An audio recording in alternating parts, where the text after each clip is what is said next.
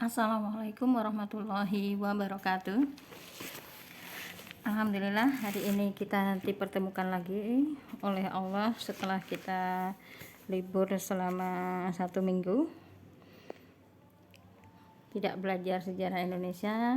Alhamdulillah kita akhirnya dipertemukan lagi oleh Allah. Anak-anakku sekalian, hari ini kita akan belajar tentang sejarah Indonesia. Kalau kemarin kita belajar tentang berpikir sejarah, maka hari ini kita akan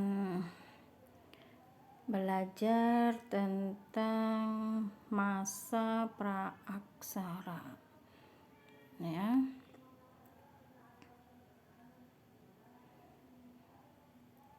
Nah, kehidupan masyarakat Indonesia pada masa praaksara. Sebelum mengenal tahapan-tahapan atau pembabakan perkembangan kehidupan dan kebudayaan zaman praaksara, perlu kita ketahui lebih dalam yang dimaksud dengan zaman praaksara. Praaksara adalah istilah untuk menggantikan istilah prasejarah.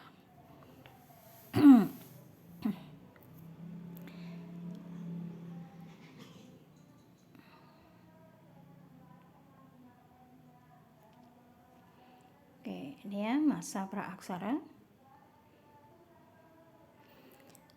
Definisi masa praaksara. Dalam bahasa Inggris, masa praaksara disebut dengan prehistory. Pre sebelum, history artinya sejarah. Jadi prehistory berarti sebelum masa sejarah. Kemudian masa praaksara juga disebut dengan masa nirleka. Nir tidak ada dan leka adalah tulisan. Jadi masa nirleka atau praaksara berarti masa pada saat manusia belum mengenal tulisan.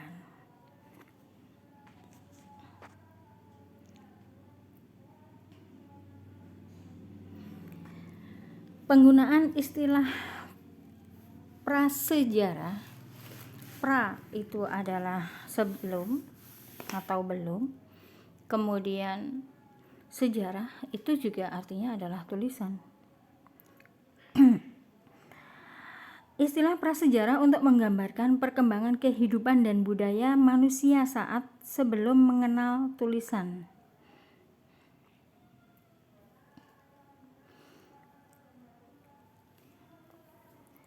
Jadi, istilah prasejarah itu kurang tepat kalau dipergunakan untuk mengatakan bahasanya prasejarah itu sama dengan praaksara, gitu ya. Itu sangat kurang tepat.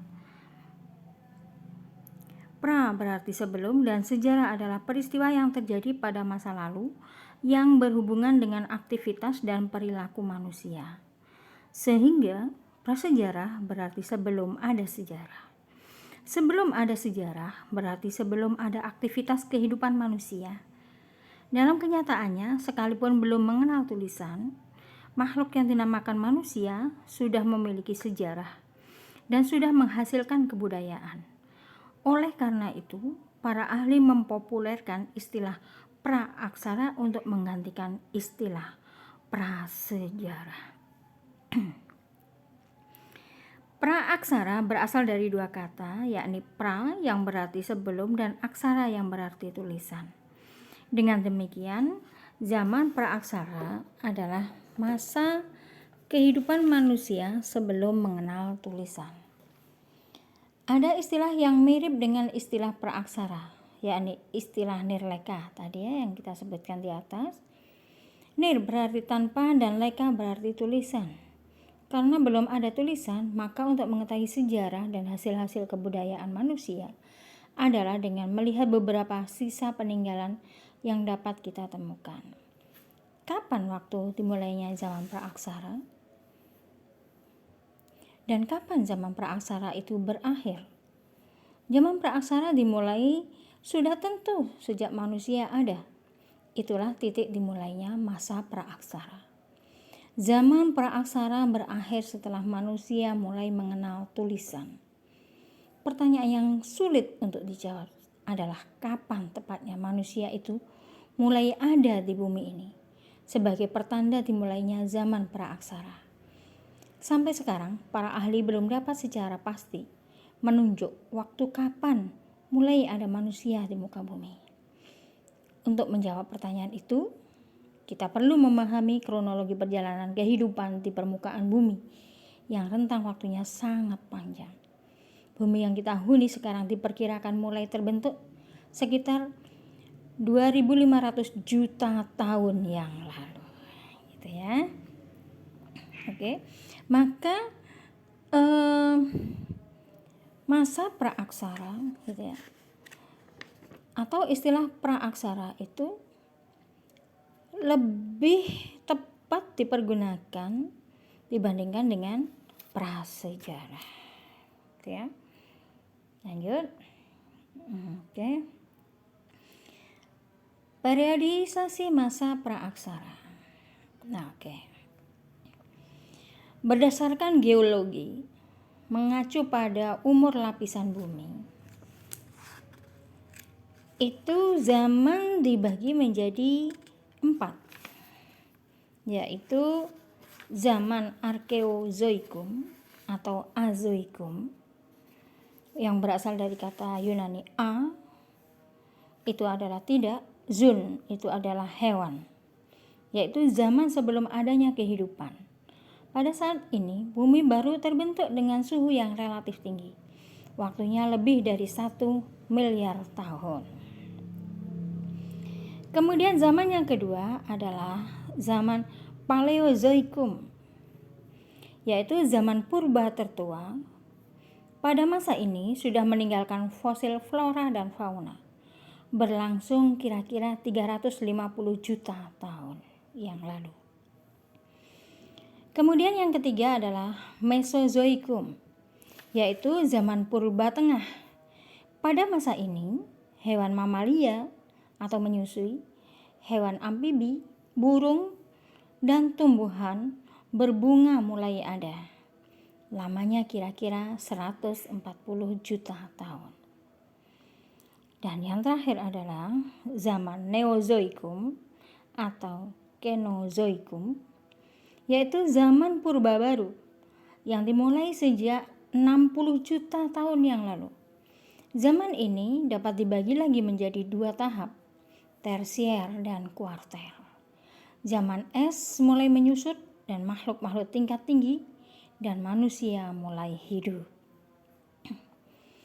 Kemudian berdasarkan arkeologi, mengacu pada teknologi purba hasil temuan penelitian arkeologi,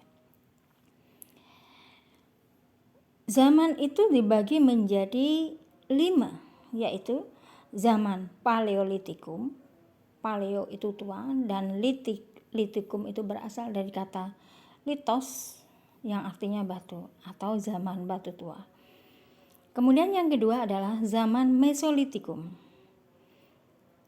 Zaman Meso itu adalah tengah dan litikum itu berasal dari kata litos yang artinya batu. Maka pada zaman ini disebut dengan masa zaman batu tengah.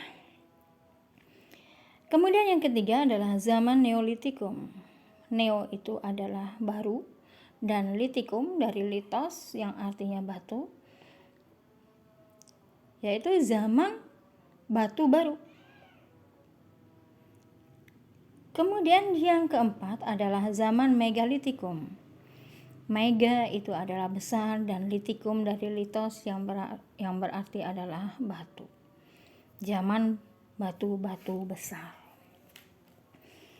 Kemudian yang terakhir adalah zaman logam. Gitu ya.